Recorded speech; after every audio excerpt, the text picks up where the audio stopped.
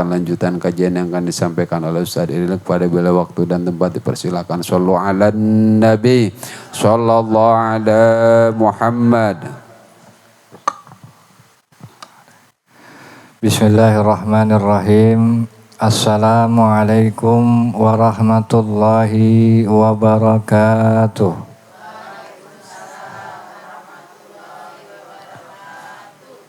Alhamdulillahilladzi an'ama ni'matan liman wal islam wa ashhadu an la ilaha illallah wahdahu la syarikalah wa ashhadu anna Muhammadan abduhu wa rasuluh la nabiyya ba'dah.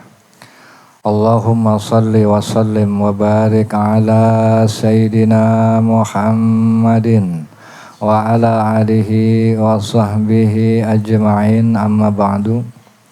Allahumma rabbi shrah li sadri wa yassir li amri wa hlul 'uqdatam min lisani yafqahu qawli. Allahumma arinal haqqa haqqa warzuqna ittiba'ah wa arinal batila batila warzuqna ijtinabah. Alhamdulillah, puji beserta syukur marilah sama-sama kita panjatkan kehadirat Allah Subhanahu wa taala yang telah memberikan kepada kita nikmat sehat, hidayah dan taufiknya sehingga kita bisa kembali melanjutkan kajian tafsir Al-Quran yang insya Allah akan kita bahas, yaitu surah Yusuf ayat ke-91. Dan begitu juga salawat beserta salam tidak lupa marilah kita limpah curahkan kepada Nabi kita Muhammad. Sebagaimana di pembahasan sebelumnya, pada akhirnya Nabi Yusuf pun membuka jati dirinya dan saudara-saudaranya pun akhirnya mengetahui tentang siapa sebenarnya Nabi Yusuf. Maka di ayat ke-91 ini Allah Subhanahu wa taala melanjutkan firman-Nya, yaitu di mana para saudara Nabi Yusuf ini berkata, A'udzubillahi minasyaitonirrajim. Qalu tallahi laqad asarakallahu alaina wa in kunna lakhati'in. Qalu, mereka berkata, yaitu saudara-saudara Yusuf, tallahi, demi Allah, laqad asarakallah, sesungguhnya Allah telah melebihkan kamu alaina, atas kami, wa in kunna lah, dan sesungguhnya kami adalah orang-orang yang bersalah, orang-orang yang berdosa. Nah di sini Bu, mereka akhirnya mengakui tentang apa aja yang telah menjadi kesalahan mereka. Dan salah satu yang mereka akui yaitu apa? Tentang kedengkian mereka. Dan bahkan sampai akhirnya dari kedengkian itu melahirkan makar, perbuatan untuk mencelakai Nabi Yusuf. Begitu. Dan karena memang begitu Bu, ketika kita mendengki, kalau misalnya itu kita pelihara, ujung-ujungnya bisa mencelakai orang yang didengki. Nah sebelum kita membahas lebih jauh tentang dengki ini, sebenarnya Bu, yang menjadikan orang itu mendengki, ini pembahasan agak mirip dengan pembahasan di pengajian Bapak-Bapak. Yaitu sebagaimana yang terekam dari ayat yang kita bahas, yaitu di sini kan mereka mengatakan tallahi laqad asarakallah, demi Allah atau sesungguhnya Allah melebihkan kamu atas alaina, atas kami. Artinya di episode kali ini, di ucapan mereka hari ini yang kita bahas, mereka akhirnya mengakui, menerima ketentuan Allah, pembagian Allah terhadap Nabi Yusuf, bahwa Nabi Yusuf adalah orang yang dianugerahi kelebihan oleh Allah. Mereka mengakui Bu. Kenapa Bu mereka mengakui? Karena yang menjadikan seseorang itu dengki, ya, yang menjadikan seseorang itu dengki, yaitu enggak menerima daripada ketetapan Allah Subhanahu wa taala. Sebagaimana di dalam surah An-Nisa juga di pengajian bapak-bapak itu dibahas apa? Sa'ala ma'atahumullahu min fadli. Ataukah mereka dengki kepada manusia, maksudnya kepada Nabi Muhammad, lantaran karunia yang Allah telah berikan kepadanya. Artinya apa, Bu? Artinya yang namanya hasad, kedengkian itu berasal dari hati yang dia menolak dari pembagian Allah Subhanahu wa ta'ala. Sekarang kalau mau jujur, Bu, setiap ibu pasti pernah mungkin mengalami dengki sama orang. Coba kalau kita pikir-pikir, kita ketika kita mendengki sama orang, maka pasti itu bukan lantaran orang yang didengki itu udah merugikan kita. Bukan lantaran orang yang didengki itu menyakiti kita. Itu bukan alasan kita mendengki, Bu. Kadang-kadang orang nggak punya salah sama kita udah dengki aja. Misalnya ketika dia beli TV baru, beli kulkas baru. Padahal beli TV-nya dia, beli kulkasnya dia itu kan nggak ngerepotin kita, nggak ngerugin kita. Tapi kenapa kita mendengki? Karena jawabannya, Bu, sebenarnya kenapa kita bisa dengki sama itu lantaran kita nggak menerima daripada ketetapan Allah Subhanahu wa ta'ala. Allah kasih dia kelebihan, kita nggak terima. Allah kasih dia rezeki, bisa beli rumah, bisa beli mobil, bisa beli kulkas, kita nggak terima. Bukan karena apa, Bu? Bukan karena dia beli kulkas boleh nyolong dari duit kita, bukan. Bukan karena dia merugikan kita, bukan. Jawabannya sekali lagi, oleh sebab kita nggak menerima daripada ketetapan Allah Subhanahu wa ta'ala. Yaitu di mana Allah dalam hidup ini kan apa? Melebihkan sebagian dan atas sebagian yang lain. Dan itu hak prerogatif Allah, terserah Allah. Gitu. Nah, terkadang kita yang menjadikan kedengkian itu adalah apa, Bu? Adalah oleh karena kita nggak menerima ketetapan Allah. Itu jawabannya.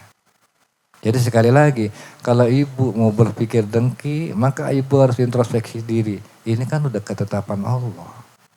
Ya kan, Allah kasih dia rezeki lebih, kalau gua enggak ya mau bilang apa? Masa gua mau dengki nutu orang? Artinya gua enggak nerima dong sama ketetapan Allah. Sementara rukun iman yang keenam apa? Beriman kepada qadha dan qadar, baik maupun buruk. Kita imani, kita terima. Begitu, Bu. Dan juga seperti yang tadi saya bilang, bahwa yang namanya kedengkian ini selalu berujung kepada makar atau perbuatan mencelakai. Ya sebagaimana Nabi Yusuf. Atau sebagaimana juga, Bu, orang-orang kafir di masa Nabi Muhammad Sallallahu Alaihi Wasallam. Nah jadi, Bu, orang-orang kafir, orang-orang Yahudi di masa dulu, Bu, itu sebenarnya nerima Al-Quran ini sebagai firman Allah awalnya. Makanya mereka bilang apa di dalam Al-Quran menggambarkan, wa idzu qalu, dan ingatlah ketika mereka orang-orang musyrik, orang-orang Bani Israel itu bilang apa? Allahumma in kana hadha huwal haq. Bukan itu. Di dalam firman Allah, wa qalu laula nuzila hadzal Qur'an ala rajulin minal qaryataini azim. Yaitu apa? Dan mereka berkata, mengapa Al-Quran ini tidak diturunkan kepada orang besar di salah satu dua negeri, yaitu maksudnya Mekah dan Taif ini. Artinya, kenapa kok Al-Quran diturunkan kepada Muhammad? Kenapa enggak diturunkan kepada salah seorang yang tinggi jabatannya di antara Mekah dan Taif? Kenapa harus ke Nabi Muhammad? Awalnya apa, Bu? Awalnya mereka menerima Al-Quran. Tapi karena berangkat dari kedengkian mereka terhadap Nabi Muhammad, mereka mempertanyakan itu. Dan ternyata, Bu, daripada kedengkian mereka terhadap Nabi Muhammad, maka dampak buruknya apa? Akhirnya menjadikan mereka juga mengkufuri daripada Al-Quran. Makanya di dalam surah Al-Anfal ayat 32 mereka bilang apa? Wa idzu qalu, dan ingatlah ketika mereka orang-orang musyrik itu berkata atau berdoa, Allahumma in kana hadza huwal haq min indik, ya Allah jika betul Al-Qur'an itu berasal dari sisi Engkau, fa'amtir alaina hijaratan minas sama, maka turunkanlah hujan batu dari langit. Wa awi'tina bi'adzabin alim, atau turunkan kepada kami azab yang pedih. Itu berangkat dari kedengkian terhadap Nabi Muhammad sampai akhir menolak dan bahkan berdoa, kalau benar ini Al-Quran dari sisi Engkau, coba turunkan hujan dari batu atau turunkan azab kepada kami. Nah, ketika Nabi Muhammad mendengar doa ini, maka Nabi Muhammad nangis dan memohon kepada Allah supaya jangan doa mereka itu diijabah. Supaya jangan istilahnya kaum ini diturunkan hujan dari batu. Nabi Muhammad nangis. Maka di kelanjutan ayat apa? Allah Subhanahu wa taala mengatakan bahwa bahwa Allah enggak akan menurunkan azab atau mengabulkan doa mereka. Kan gitu. Wa anta fihim, sementara kamu itu ada di tengah-tengah mereka. Artinya jaminan dari Allah, Bu, bahwa Allah Subhanahu wa taala enggak akan mengajab satu kaum di mana di tengah-tengah kaum itu ada Nabi Muhammad sallallahu alaihi wasallam, dan inilah merupakan bentuk daripada rahmat Allah Subhanahu wa taala Muhammad yang bisa memberikan apa? Memberikan kebaikan buat orang-orang yang ada di sekelilingnya. Nah sekarang bagaimana di zaman yang udah nggak ada lagi Nabi Muhammad? Apakah mungkin kita diajab? Sangat mungkin. Karena apa? Karena Nabi Muhammad udah nggak ada di tengah-tengah kita. Tapi Bu, yang namanya ajab zaman sekarang mungkin nggak seperti ajab zaman dulu. Kalau zaman dulu diajab apa? Hujan batu dari langit. Kalau sekarang kan orang diajab dengan apa, Bu? Dengan kesusahan hidup, dengan kesengsaraan, kan gitu, dengan kesusahan. Nah kalau ibu pengen terhindar daripada ajab-ajab tadi, yaitu berupa kesusahan, kesengsaraan, tersiksanya hati, maka apa, Bu? Maka ibu hadirkan Nabi Muhammad di dalam diri ibu. Enggak dalam pengertian kita menghadirkan Nabi Muhammad secara fisik, enggak. Tapi dalam artian kita menghadirkan Nabi Muhammad dalam bentuk ajarannya, mengamalkan apa yang dia sampaikan.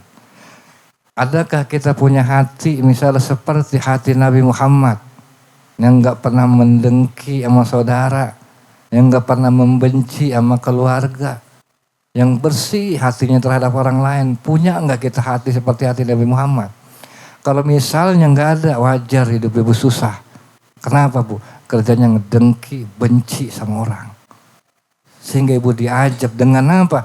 Dengan susah ibu punya hati. Sekarang ada nggak perilaku kita seperti perilaku Nabi Muhammad? Yang dimana ketika ada salah seorang sahabat, ketika itu pengen membicarakan keburukan sahabat yang lain. Tapi Nabi Muhammad mencegahnya. Karena apa? Nabi Muhammad pengen menjaga hatinya dan hati seluruh sahabat yang ada di sekelilingnya. Yang ada kan apa? Telinga kita nggak kayak telinga Nabi Muhammad, kejelekan orang kita dengar. Sehingga wajar akhirnya kita benci, sinis sama orang, kesel sama orang, ngerasa lebih tinggi dari orang. Tersiksa dengan perasaan itu. Oleh sebab apa? Telinga kita nggak ada telinga Nabi Muhammad. Terus ada nggak perilaku kita seperti ucapannya Nabi Muhammad? Yang setiap keluar daripada lidah Nabi Muhammad nggak ada yang sia-sia. Nggak ada satu perkataan dari lidah Nabi Muhammad kecuali hanya kebaikan. Kalaupun nggak ada kata kebaikan yang dikeluarkan, diem. Ada nggak kita punya lidah seperti lidah Nabi Muhammad? Yang ada sebaliknya, semuanya ngomongin orang aja. Semuanya ngejelekin orang aja. Ya kan, kalau ngomong kasar, kalau ngomong nyakitin. Sehingga akhirnya apa? Kita dibenci sama orang sekeliling kita. Ada susah diri kita sendiri. Kita merasa terazab oleh apa, Bu? Oleh sebab lidah kita sendiri. Karena di lidah kita nggak ada lidah Nabi Muhammad. Wajar kalau misalnya kita dibikin susah dengan ajab kesusahan itu. Karena kan jaminan Allah, Allah nggak akan mengajab satu kaum wa anta fihim, sementara engkau Muhammad itu ada di tengah-tengah mereka. Nah tinggal kita introspeksi diri. Ada nggak Nabi Muhammad dalam sanubari kita? Kan gitu. Ada nggak Nabi Muhammad dalam perilaku kita, dari cara bergaul kita? Gitu. Kalau misalnya nggak ada, wajar kalau hidup kita susah, nelangsa. Begitu, Bu. Dan begitu terkait masalah ini, Bu. Kalaupun mau, kita jangan mendengki. Dalam Islam itu ada namanya ghibtah. Ghibtah itu artinya apa, Bu? Ini misalnya tetangga pengen punya apa, beli TV baru. Terus kita kepengen. Minta sama Allah, ya Allah saya juga pengen punya TV baru kayak tetangga saya itu ya Allah. Mudah-mudahan tetangga saya dikasih keberkahan, saya juga bisa dapat keberkahan. Tuh yang benar. Begitu.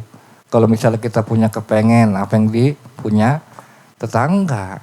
Jangan apa kita pengen tapi berharap punya TV dia rusak misalnya. Lah ini namanya dengki ini. Ini namanya hasud. Dan inilah yang menjadikan apa, Bu? Dosa. Lagian, Bu, yang namanya Allah Subhanahu wa Ta'ala, Bu, itu kan apa, Bu? Allah itu maha kaya, Bu. Kaya kenapa? Karena dalam satu hadis qudsi Allah Subhanahu wa Ta'ala berfirman.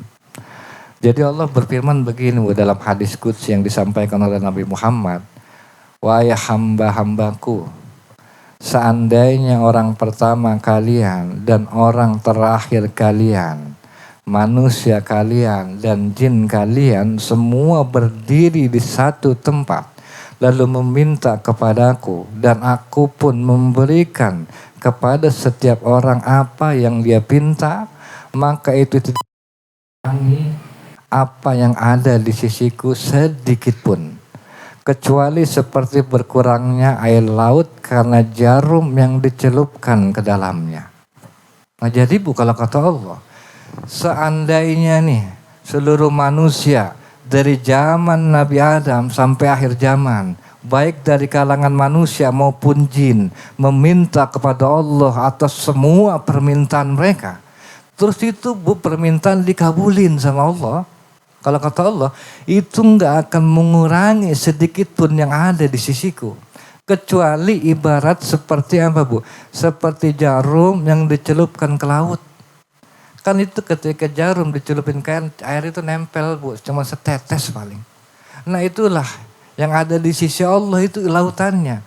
Yang dipinta itu dari seluruh manusia, seluruh jin dari zaman Nabi Adam sampai akhir zaman. Itu ibarat seperti air yang nempel di jarum tadi. Artinya apa, Bu? Artinya ketimbang ibu mendengki orang karena misalnya dia beli motor, karena dia punya nikmat ini dan itu, mending ibu minta sama Allah, berdoa sama Allah, pengen jujur aja sama Allah, saya pengen kayak dia juga. Jangan mendengki.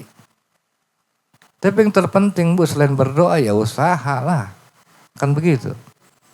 Karena kan kita nggak tahu orang yang hari ini kita lihat seneng, ya kan, orang yang hari ini kita lihat dia punya rumah megah, punya mobil mewah, ya kan, yang punya TV bagus atau apapun, kita kan cuma lihat sekarang.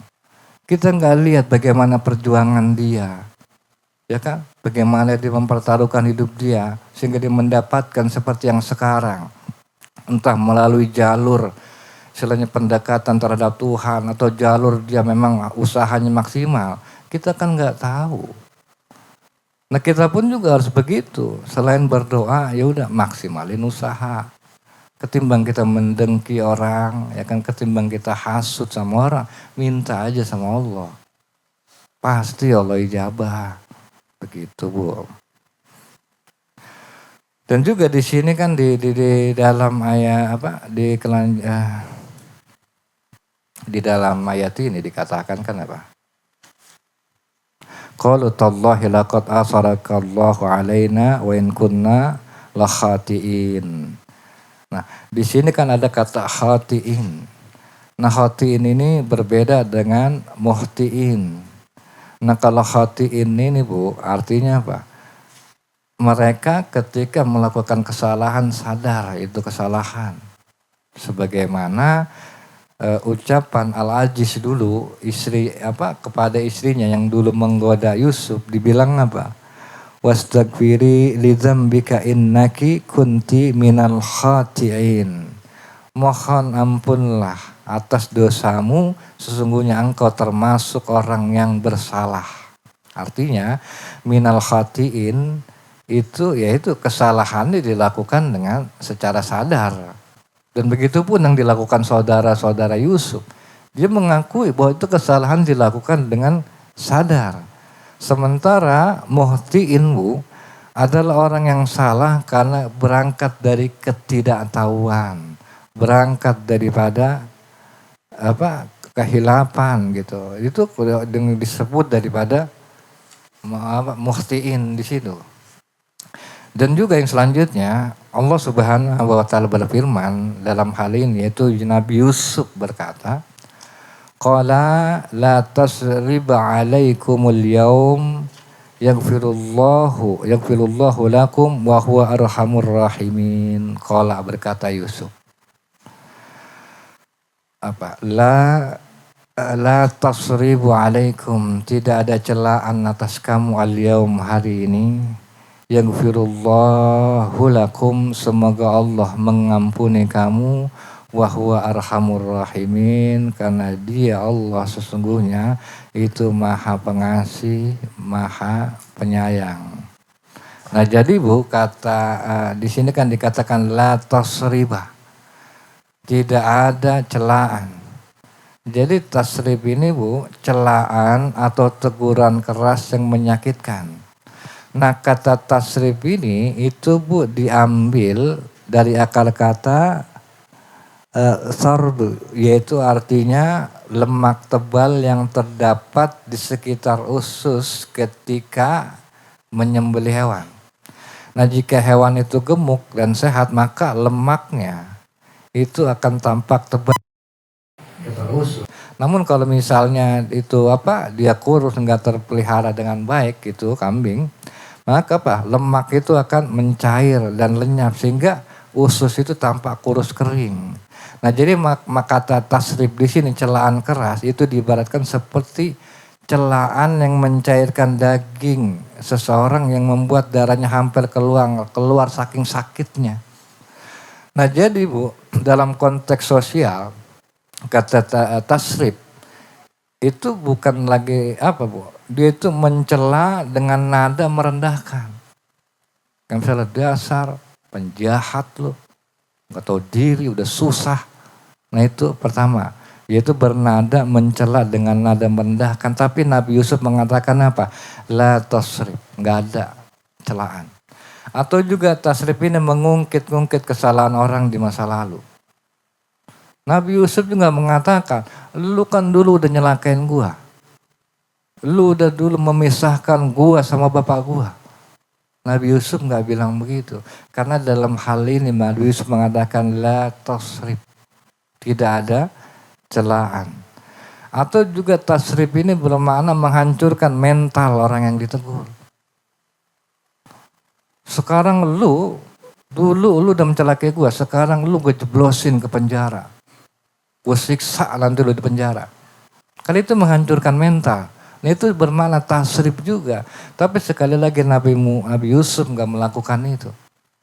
Yaitu di firman di sini dikatakan la tasrif. Atau juga tasrif di sini Bu menyebabkan rasa malu, hina, merasa rendah. Dan sekali lagi Nabi Yusuf enggak mengatakan satu perkataan yang menghinakan saudaranya, yang merendahkan saudara sehingga saudaranya ini merasa terhina. Kenapa? La tasrib alaikumul yauma. Tidak ada celaan, cercaan atas kalian hari ini. Gitu Bu. Nah, jadi Bu, dan juga yang selanjutnya apa? Yaghfirullah halakum.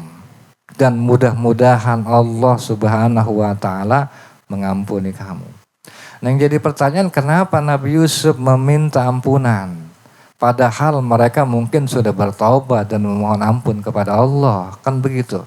Nah jadi Bu, ucapan Nabi Yusuf ini bukan semata-mata reaksi spontan Nabi Yusuf. Tapi ini melainkan doa, juga pengakuan pemaafan, dan juga peneguhan rahmat Allah secara spiritual. Karena kan biar bagaimana juga Bu, dosa yang mereka lakukan itu adalah dosa hak adami. Itu kesalahan langsung mereka terhadap Nabi Yusuf. Dan itu kan gak akan diampuni Bu, kecuali Nabi Yusuf memaafkan. Dan ucapan Nabi Yusuf, mudah-mudahan Allah mengampuni kalian, itu sebenarnya ucapan bahwa Nabi Yusuf udah memaafkan kesalahan kalian. Itu maksudnya. Begitu Bu.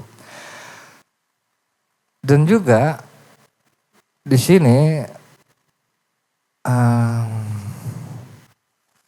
di ayat yang terakhir Bu ya, tentang terakhir lagi. Nabi Yusuf berkata,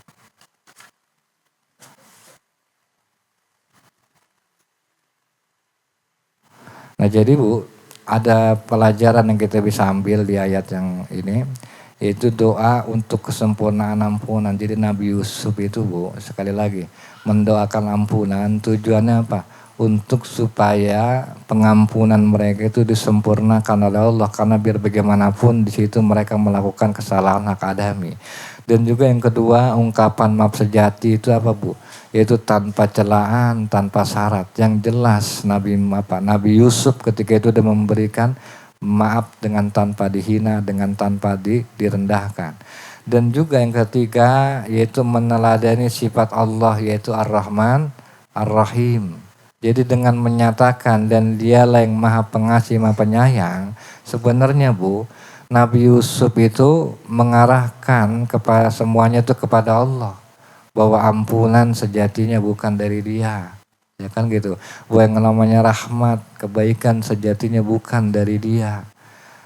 Bahwa namanya kebaikan yang mereka terima bukan berangkat dari kasih sayang Nabi Yusuf. Tapi semuanya berangkat daripada kasih sayang Allah Subhanahu wa ta'ala. Dan ini yang terkadang kita sebagai orang tua yang terkadang jarang menanamkan terhadap anak-anak kita Bu. Ketika kita kasih makan, kita cuman sekedar menunjukkan, ini bapak lu malu sayang sama lu tong. Begitu aja. Tanpa kita mengingatkan, kita bisa makan, ya kan. Lu bisa sekolah ini karena kasih sayang Allah. Pernah Ibu begitu? Enggak. Padahal ini yang dicontohkan Nabi Yusuf tuh begitu. Buat terkadang kita suka mengingatkan hanya sebatas pada diri kita. Mentang-mentang kita orang tuanya, kita bilang sayang kita begini, cinta kita begini. Seperti ini dan seperti ini. Lu kalau nggak ada buah nggak bisa makan. Kalau bapak nggak banting tulang, ya kan. Kaki jadi kepala, kepala jadi kaki, lu nggak bisa sekolah. Terkadang anak itu cuma disahkan tuh. Sampai akhirnya wajar ketika mati-matian kita bilangin begitu, tetap aja bedeg anaknya. Kenapa Bu? Ya karena memang semestinya tuh. Semestinya anak itu disadarkan bahwa semua kebaikan yang mereka terima itu bukan semata-mata kita. Tapi itu semua murni adalah kebaikan daripada Allah Subhanahu wa ta'ala. Dan kita gak pernah memperkenankan Allah kepada anak kita dengan cara-cara seperti itu Bu. Makanya wajar kalau anak kita, biar kata kita menampakkan diri mati-matian di hadapan anak mah kagak ngerti juga dibilangnya. Tetap gak ada empatinya sama orang tua. Ya karena kitanya begitu. Kita lupa sama Allah. Maka wajar kalau anak juga ngelupain kita. Mudah-mudahan ini jadi satu bahan introspeksi diri kita, terutama ibu-ibu yang masih memiliki anak, yang masih dalam lindungan pengawasan ibu-ibu, sehingga bisa sekaligus mengajarkan kepada anak-anak kita tentang pengenalan terhadap Tuhannya, tentang kasih sayang Allah terhadap kita dan anak kita. Mudah-mudahan dari apa yang tadi saya sampaikan bisa menjadi manfaat dan kebaikan. Insya Allah nanti akan diulas oleh Ustaz Abdul Hamid. Kepada beliau saya persilakan. Akhirul kalam. Wassalamualaikum warahmatullahi wabarakatuh.